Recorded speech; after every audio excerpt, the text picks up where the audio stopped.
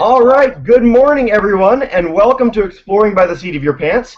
For those who've never joined us before, Exploring by the Seat of Your Pants is all about bringing adventure, science, and conservation into classrooms across the world. Today I'm very excited to say we're joined live from the Aquarius Reef Base, 60 feet beneath the waves, and from Mission Control at Florida International University's base in the Keys.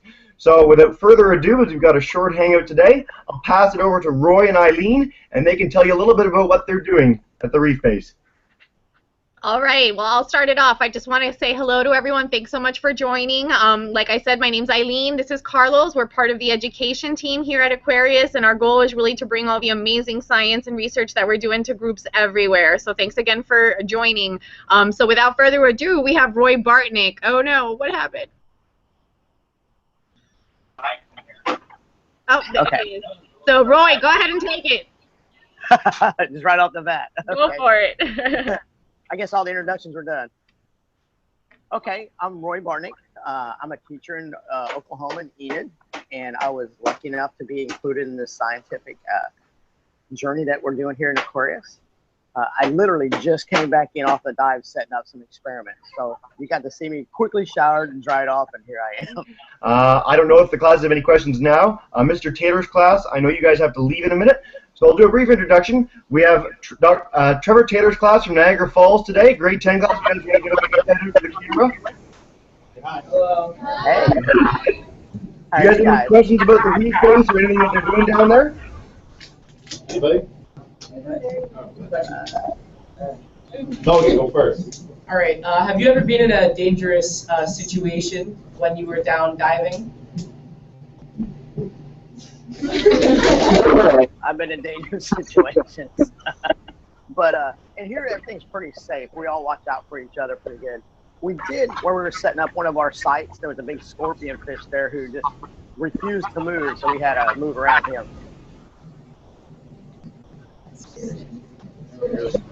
Bianca, do you want to ask your question? Bianca wanted to know, how does being underwater habitat for such a length of time, does that like affect your family life at all? Yeah, it does. You know, I miss my family. I teach school too. I teach 5th grade. My wife's a 3rd grade teacher down the hallway, so we're really not far apart most of the time.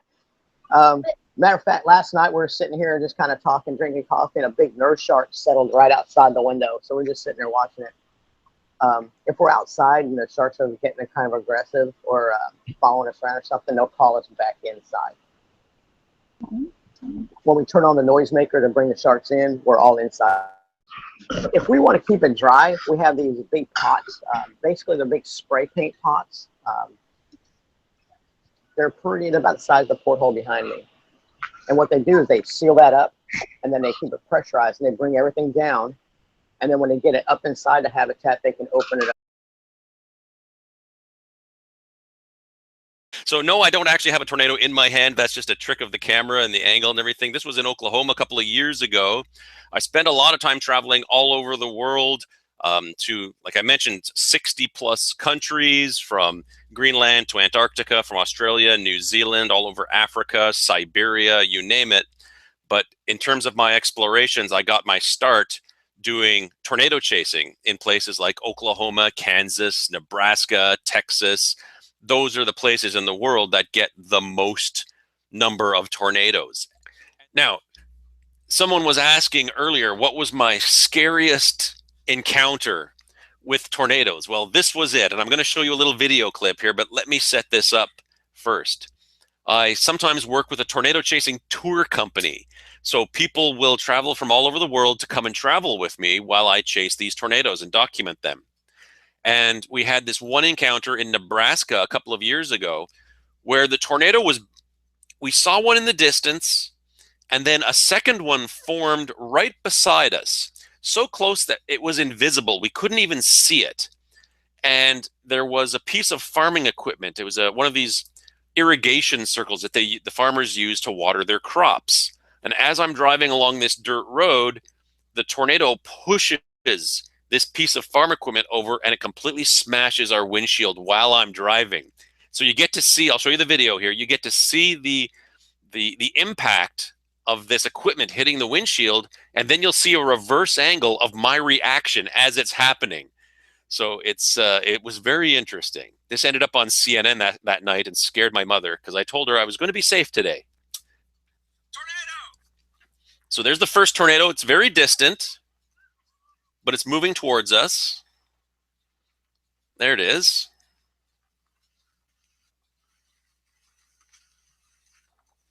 Gotta get a better vantage point. So now I'm trying to get away from the storm. Setting up the camera. The tornado is now formed just off to our right. And watch what happens here.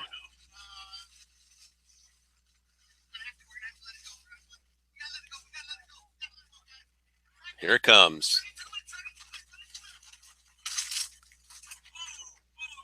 Yikes.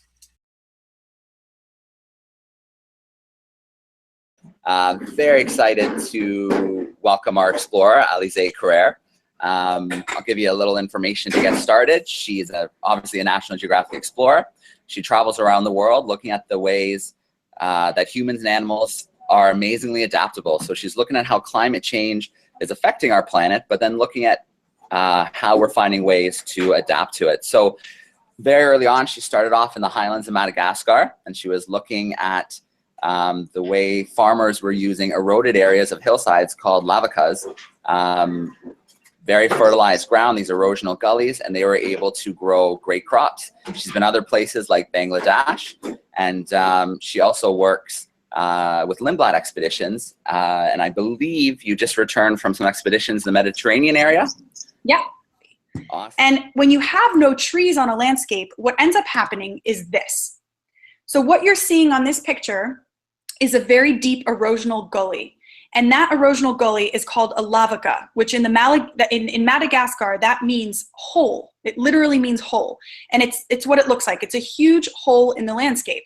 And that's because there's no root systems to hold the soil together. So when you get so over time, all of a sudden, lots of trees and organic matter starts to grow inside the lavaca because it turns into almost like a pocket on the landscape where you get a lot of nutrient-rich topsoil and water that start to collect. And then this one was amazing. Look what this guy did. So this is a very, very old lavaca, as you can see, and he's terraced the interior of it. So he's made all of these different layers, like little steps, all the way up. And on each layer, he's growing a different crop.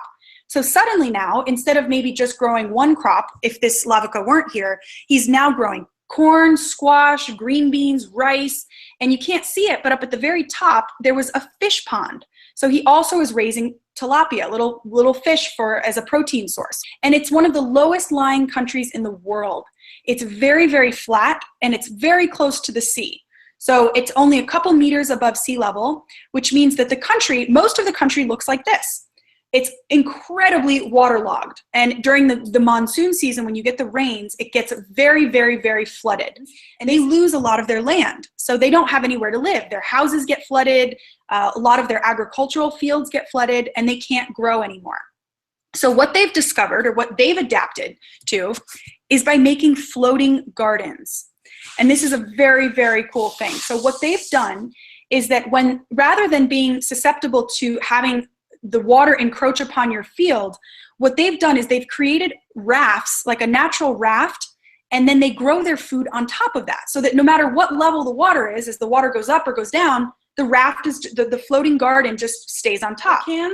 And he's created a raft that makes a more advanced version of the floating garden that you can move around. And what you don't see here, but what's very cool about this one, is that underneath the water, you see there's little squares at the base of the garden. He's raising tilapia fish. So he's got fish pens underneath that raft that are in the water.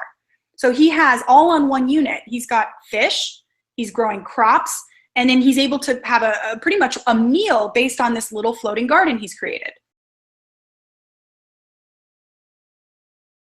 We're joined by Daniel Deveau, Manager of Science Operations at the Canada-France-Hawaii Telescope, one of the most amazing scientific facilities in the world, located on Mauna Kea, which from the seafloor is the tallest mountain in the world. So they do some extraordinary research there. I'll turn it over to Daniel. Thank you so much for being with us here today for our first ever French Hangout.